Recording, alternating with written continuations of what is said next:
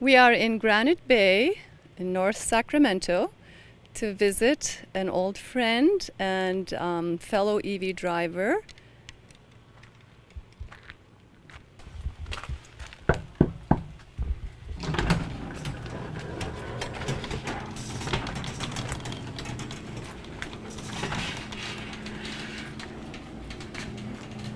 Well, hello. Hello. Okay, would you mind introducing yourself to the Yes, hi, camera? I'm Tim Hastrup.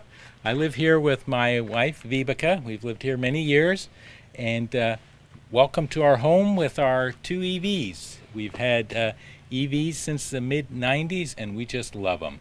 We have a 2011 Chevy Volt. It's red, kind of to honor our EV1s that we had in the late 90s. Great car. That's kind of our long distance car. 40 miles electric, and then has a gas engine that allows us to go as far as we need. And then our second car is our all-electric Nissan Leaf, which we use primarily in the local Sacramento area. All right, excellent. But Tim, you were one of the EV pioneers, and so you must have driven many of these electric vehicles. Would you We've been mind- very, Yeah. very fortunate. We started off with actually a conversion, and then we got a Honda EV Plus. It was vehicle number 3 off the Honda line, and we had that for 5 years. Worked great, and now we have a Leaf, which is kind of similar in capabilities to what the Honda did. We are also real fortunate to get some of the GM EV1s. We had a first generation one, and then after that we had the second generation, which had a longer range and great cars, had a lot of fun until we had to turn those back in because they were lease only cars. Then we had two Toyota RAV4 EVs, the first generation, and we had 2 of those for 7 years. Had lots of great service, and when the Volt and the Leaf came out, that was time that we replaced the RAV4s with the Volt and the Leaf, and they both work great for us. Well, about 21 years ago, we really got our first electric vehicle. We're originally from Denmark, and there in the early 90s, they started introducing this small car called the City L, and actually these are some of the old newspaper clippings I saved from when that car was introduced. One of our friends worked at the factory, so it's kind of a natural thing to be interested in. It was also neat, they brought them to Sacramento, and there are quite a few of them on the roads in Sacramento and also in Davis, so you might have seen them rolling around. It's a little 3-wheel, single-person car.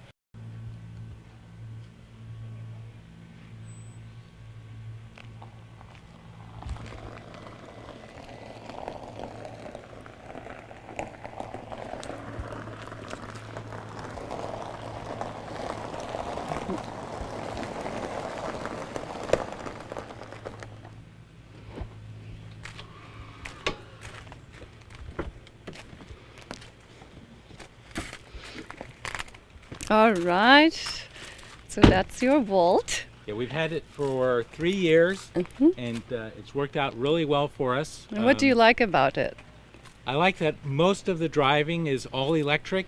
We've averaged in the time that we've had it, we've used about the equivalent of 427 miles per gallon of gasoline. So for us, 90%, over 90% of our driving is all electric.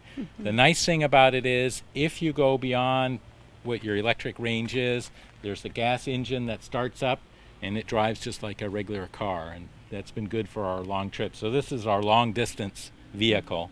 But most of our driving is local in the local area, so we're able to do it all electric. It's great to have the flexibility. It is very nice.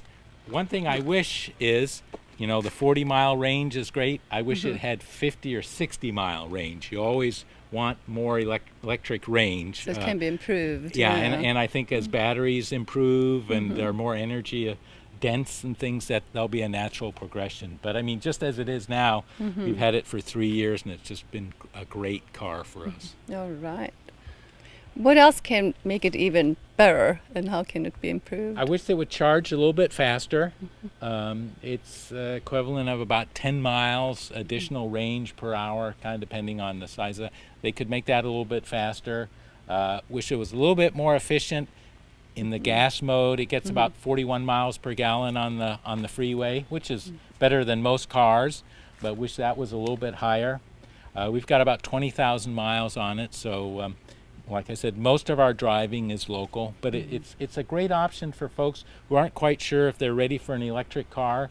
You'll find out that most of your driving is all electric, and then when you need it, you can drive it far, just like a regular gas car, and use the gas stations, and it's no big deal. Yeah, it's very sensible, the decision. One of the nicest things about electric cars is that you can recharge them at home.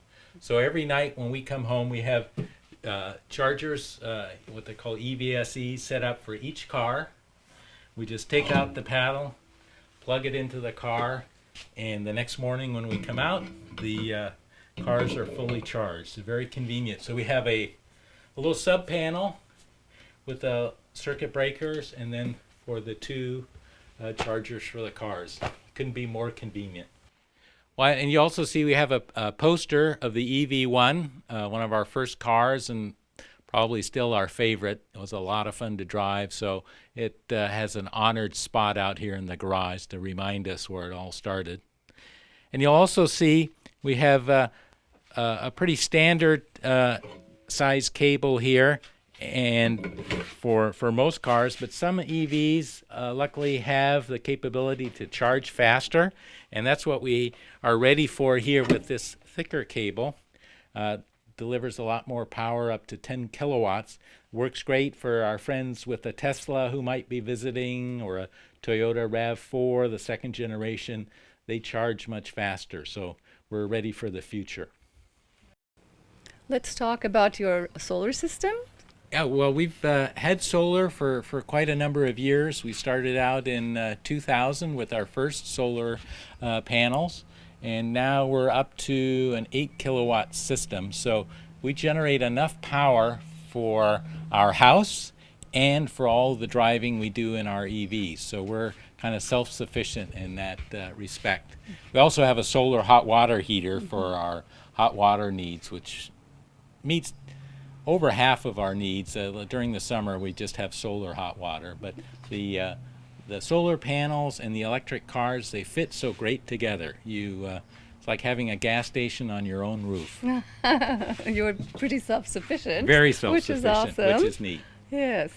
Would you mind going into the technical aspects of the solar panels and Right. charging? Yeah. Well, one of the challenges that we have here is, as you can see, we're fortunate. We have lots of trees, and we get some shade on the panels during the day. But what we've done to minimize that is we have what are called microinverters, small inverters that really fit under each panel. So if a panel gets shaded, it won't be generating that much power, but the rest of the array is at its maximum efficiency. And those microinverters really work great because we don't want to cut down any of the trees. We love the shade, but we also want to maximize our solar output. So it's a win-win situation. Yeah, it's worked very well. Definitely. Yeah. And what kind of panels do you We've use? used Sharp. They're 240 watts each. They're a real good match for our microinverters from a company in Petaluma called Enphase, and it's a great match. And this is a little part of our solar hot water system. We have a regular gas-fired solar hot water heater, but we also have a solar preheater up on the roof, and basically it does all the heating for over half the year. And we have our hot water coming. That's kind of hot to touch, but coming down from the preheater up on the roof, the hot water is stored in our hot water tank and goes out to the house just like everybody else's, but with water heated by the sun instead of natural gas. Your commitment to the environment is truly admirable, and you're striving for more efficiency even. Is there anything else around the house that you basically made more efficient? I think we all can do lots of stuff. We bought this house a long time ago, 30 years ago, and it's built in 1960, And over the years, we've just slowly and consistently worked to improve the efficiency. We put more insulation in the attic to begin with. That was nice and easy. We've replaced all the original single pane windows with very efficient dual pane windows, which not only make the house more efficient, makes it also much quieter inside, which has been great. We've put solar screens on the south-facing windows, so in the summer the sun doesn't shine in and warm up the rooms as much as they normally would. And in the winter we have the screens up, so we get all the solar gains. So there are lots of things you can do to make even an old house like this one pretty energy efficient.